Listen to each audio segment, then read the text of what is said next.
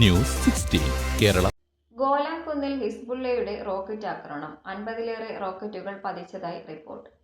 അധിനിവേശ ഗോലാൻ കുന്നിൽ ഹിസ്ബുള്ളയുടെ റോക്കറ്റ് ആക്രമണം എന്ന റിപ്പോർട്ട്. വീടുകളെ ലക്ഷ്യമിട്ട് 50ലേറെ റോക്കറ്റുകൾ പതിച്ചതായി ഇസ്രയേൽ മാധ്യമങ്ങൾ റിപ്പോർട്ട് ചെയ്തു. സംഭവത്തിൽ ഒരു വീട് പൂർണ്ണമായും കത്തി നശിച്ചതായാണ് പുറത്തുവരുന്ന വിവരം. അതേസമയം ആളപായം സംബന്ധിച്ച വിവരങ്ങളൊന്നും പുറത്തു വന്നിട്ടില്ല. ഹിസ്ബുള്ള ഉത്തരവാദിത്തം ഏറ്റെടുത്തിട്ടില്ല. ഇസ്രയേൽ അതിർത്തി കടന്ന 50 പ്രൊജക്ടുകളിൽ ചിലതിനെ അയൺ ഡോം സംവിധാനത്തിലൂടെ തടഞ്ഞെന്ന് ഇസ്രയേൽ സൈന്യം അവകാശപ്പെട്ടു. ലബനനിൽ ചൊവ്വാഴ്ച ഇസ്രയേൽ നടത്തിയ ആക്രമണത്തിൽ 19 പേർ കൊല്ലപ്പെട്ടിരുന്നു.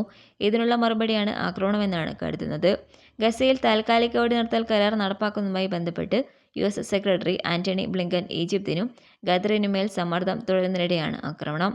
മുമ്പ് ഗോലാൻ കുന്നിലെ ഫുട്ബോൾ ഗ്രൗണ്ടിൽ റോക്കറ്റ് പതിച്ച് കുട്ടികളടക്കം കൊല്ലപ്പെട്ടിരുന്നു. ഇതിന് പിന്നിൽ ഹിസ്ബുള്ളയാണെന്നാണ് ഇസ്രയേൽ വാദിച്ചിരുന്നത്. എന്നാൽ ഈ വാദം ഹിസ്ബുള്ള തള്ളിയിരുന്നു. News desk. പക്ഷമില്ല, വിവേചനമില്ല. നേരിനൊപ്പം, നാടിനൊപ്പം, നാട്ടുകാർക്കൊപ്പം. News 16 Kerala channel.